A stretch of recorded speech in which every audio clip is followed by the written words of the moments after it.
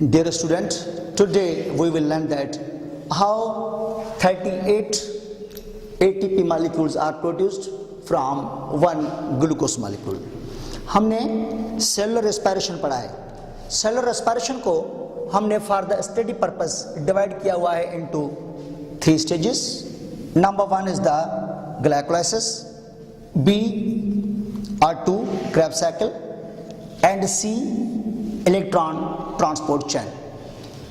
Glycolysis में glucose convert हो रहा है into 2 molecules of the pyruvic acid. जब ग्लूकोज कन्वर्ट हो रहा है into 2 molecules of the pyruvic acid तो हमने ये पहले पढ़ा है कि यहाँ पर 4 ATP molecules are produced during glycolysis.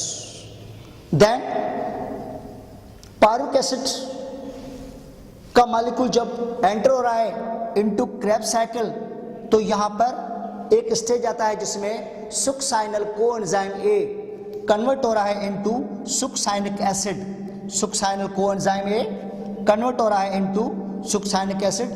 तो यहां पर भी सबस्ट्रेट लेवल पर फॉर्मेशन होती है एटीपी मॉलिक्यूल की। तो इसी तरह एक पायरुविक एसिड का मॉलिक्यूल बना रहा है एक एटीपी, तो ग्लूकोज से बनेंगे 2 पायरुविक एसिड मॉलिक्यूल्स। तो ये 2 पायरुविक एसिड मॉलिक्यूल्स जब पास होंगे थ्रू दी क्रेब्स साइकिल तो सबस्ट्रेट लेवल पर यहाँ पर ये भी बनाएंगे 2 ATP मॉलिक्यूल्स। तो इसी तरह सबस्ट्रेट लेवल पर ATP फॉर्मेशन ग्लाइकोलाइसिस में 4 ATP molecules and Krebs cycle में सबस्ट्रेट लेवल पे 2 ATP मॉलिक्यूल्स। तो इसी तरह सबस्ट्रेट लेवल पर हमें ATP मॉलिक्यूल्स जो मिले 4 and 2 they are 6 in number. Then in cellular respiration यहाँ पर 6 स्टेप्स हैं जहाँ पर coenzymes are reduced. Number 1 in glycolysis here. Number 2 when pyruvic acid converts into acetyl coenzyme here, and 4 in the Krebs cycle. तो इसी तरह overall 6 steps हैं जहां पर coenzymes are reduced 1 2 3 4 5 and 6। ये coenzymes जब आगे इलेक्ट्रॉन ट्रांसपोर्ट चेन की तरफ जाते हैं तो ये coenzymes they release the hydrogen atom in pairs. ये कोएंजाइम्स जो यहाँ पर प्रोड्यूस हुए हैं during the glycolysis and Krebs cycle ये रिलीज करेंगे हाइड्रोजन एटम इन पेयर्स, और हाइड्रोजन एटम ये ब्रेकअप होगा इनटू 2 प्रोटॉन एंड 2 इलेक्ट्रॉन्स। ये 2 इलेक्ट्रॉन्स पास होंगे through a chain known as electron transport chain, और इसी दौरान फॉर्मेशन होगी ATP मॉलिक्यूल्स की in the presence of oxygen. तो ये कहलाता है ऑक्सीडेटिव फास्फोरिलेशन। इसी तरह ये जो है वो 6 रिड्यूस्ड कोएंजाइम्स हैं 1 2 3 4 5 6।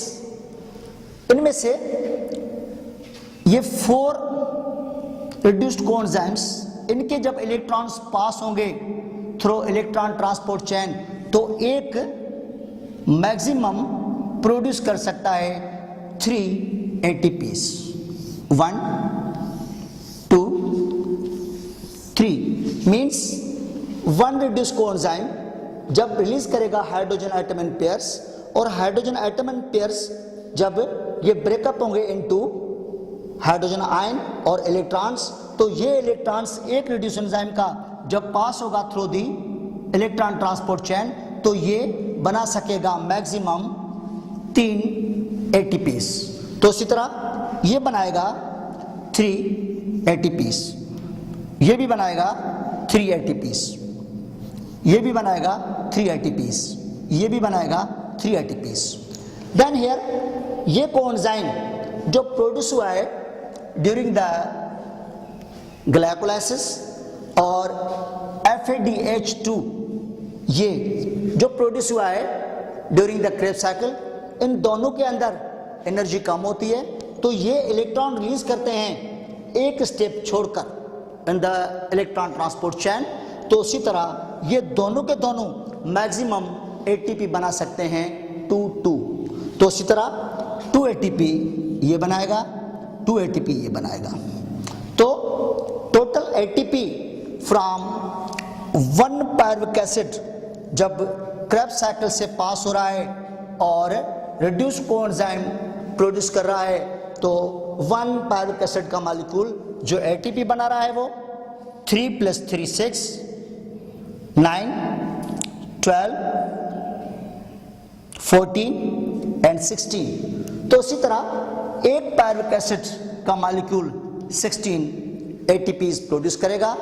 तो पायरुविक एसिड के मॉलिक्यूल ग्लूकोज से 2 बन रहे हैं, तो इसी तरह मल्टीप्लाइड बाय 2, 16 मल्टीप्लाइड बाय 2, तो ये जो है वो 32 एटीपीज बनेंगे एट द ऑक्सीडेटिव लेवल, क्योंकि आगे चलकर इसमें ऑक्सीजन इन्वॉल्व हो रही है। तो total ATP 6 and 32, 38 ATPs are produced from 1 glucose molecule. But in the start, जैसे ग्लाइकोलाइसिस स्टार्ट हो रहा है, तो यहाँ पर 2 ATPs are consumed. तो उसी तरह 2 ATP इसमें होंगे माइनस, बाकी net amount is the 36 ATPs produced from the 1 glucose molecule.